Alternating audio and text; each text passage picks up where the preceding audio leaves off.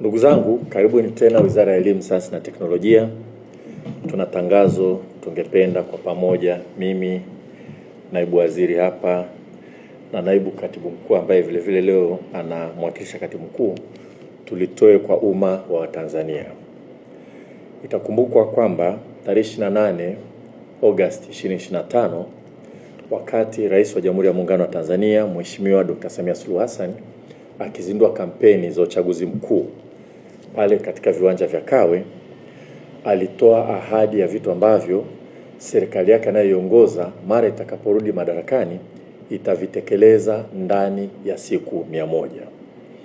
Moja katika zile ahadi za rais wetu ilikuwa ni kwamba katika muda wa siku 100 tangu serikali yake irudi madarakani kupitia uchaguzi, serikali hiyo itaandaa mpango wa pamoja kati ya waajiri, vyuo vya ufundi stadi yani VETA na vingine pamoja na vyuo vikuu kwa lengo la kulinganisha mafunzo na mahitaji ya sekta za kipaumbele kama nishati, tehama na viwanda vya kuongeza thamani, na hiyo litafanyika ndani ya siku 100.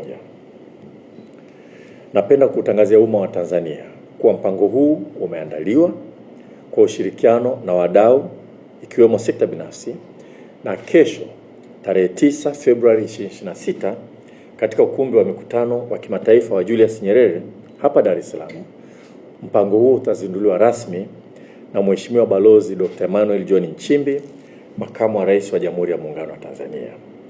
Tunatarajia wageni kutoka maeneo mbalimbali, viongozi wa serikali, sekta binafsi, ikiwemo viwanda na wadau wa maendeleo, taasisi zisizo za kiserikali na wengine wengi watahudhuria tukio hilo. Nachukua fursa hii kuwakaribisha Watanzania wote kuhudhuria na wale ambao hawezi kufika kufuatilia katika vyombo vya habari uzinduzi wa jambo hili muhimu. Tukio hili lina kauli mbiu inayosema ushirikiano kwa ajili ya fursa, kujenga taaluma zinazokidhi mahitaji ya soko. Partnering for possibilities, crafting careers together.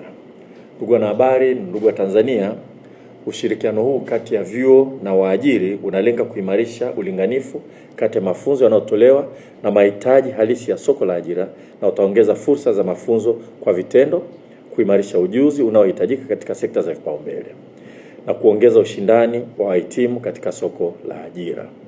Maelezo mengi yatatolewa kesho, kwa naomba wote mfuatilie hotuba mgeni rasmi na maelezo mengine mengi ambayo yatatolewa katika mpango huu ambao tutauzindua kesho na tutaanza kutekeleza mara moja. Asanteni sana kunisikiliza.